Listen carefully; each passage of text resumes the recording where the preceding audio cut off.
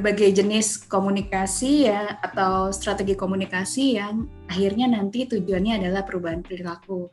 Ada BCC, SBCC, SBC, IEC, banyak banget ya itu.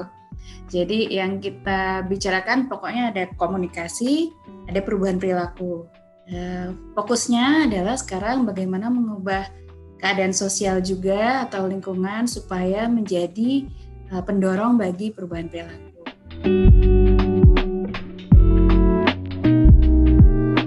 Jadi kalau di komunikator itu ada kegiatannya ada education, engineering atau rekayasa lingkungan, lalu ada enforcement atau dorongan untuk melakukan perilaku.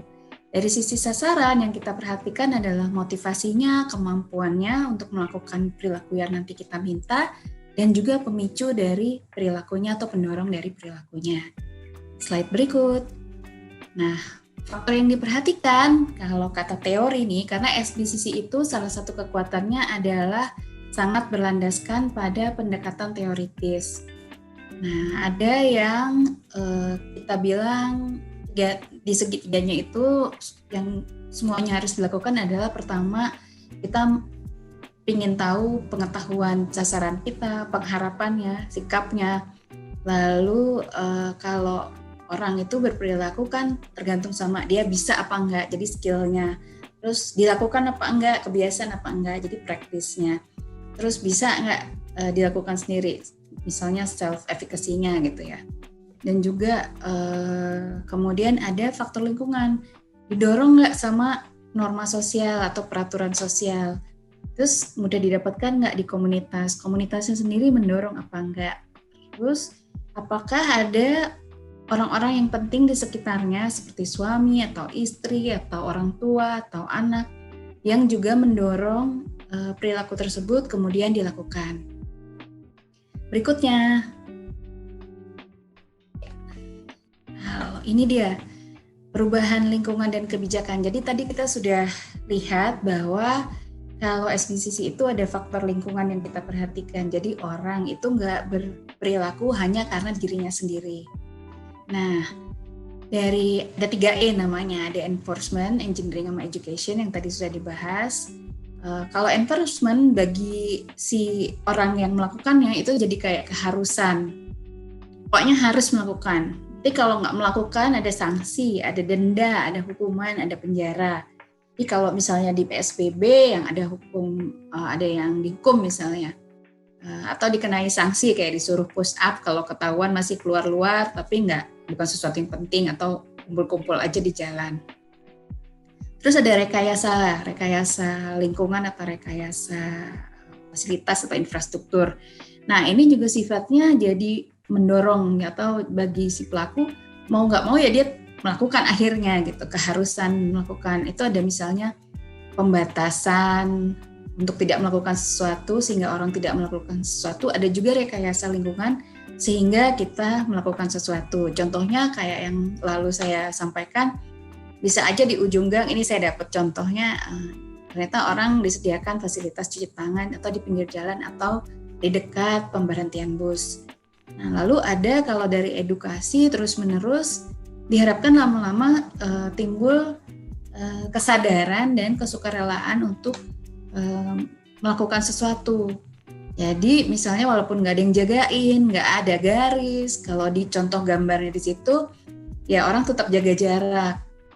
Mungkin juga karena di tempat-tempat lain dia lihat, oh orang jaga jarak kayak gitu, jadi ada rekayasa lingkungan, orang lain juga melakukannya.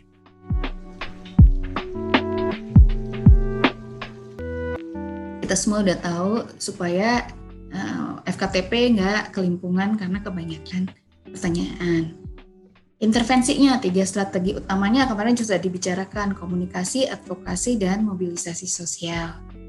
Pesannya ini juga sudah kemarin sempat dibicarakan dan nanti mungkin bisa dibicarakan lagi bagaimana pesan sebaiknya sesuai dengan keadaan setempat, bahasanya sederhana, terus sering diberikan, terus ada permintaan melakukan sesuatu yang jelas dan benar, jadi nggak pokoknya cegah COVID-19 lah. Kalau mencegah itu gimana kan kita nggak tahu, masing-masing sasaran kita nanti harus melakukan apa juga harus jelas.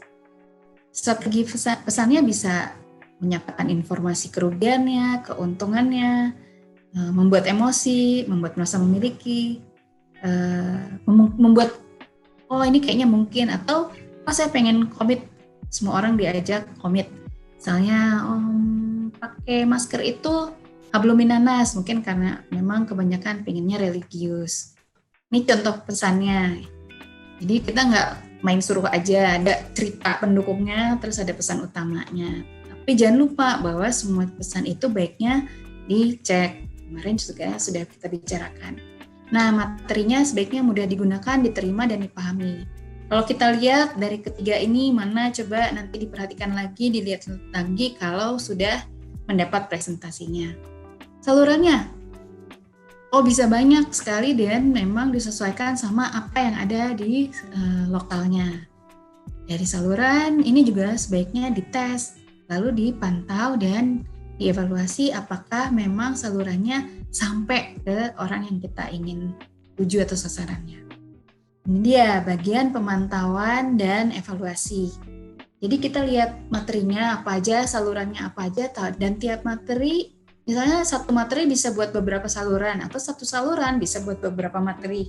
Dan mekanisme umpan balik untuk setiap materi itu apa? Misalnya kalau salurannya pakai HP, siapa akhirnya kemudian yang pakai HP-nya kelihatan di pemantauan dan evaluasi. Terus nanti ada bagian kita lihat lagi tujuan komunikasi, kan tadi kita udah buat ya, misalnya. Nah, masing-masing tujuannya tuh kan kelihatan perilaku kasat matanya. Nah, itu yang menjadi indikator kita.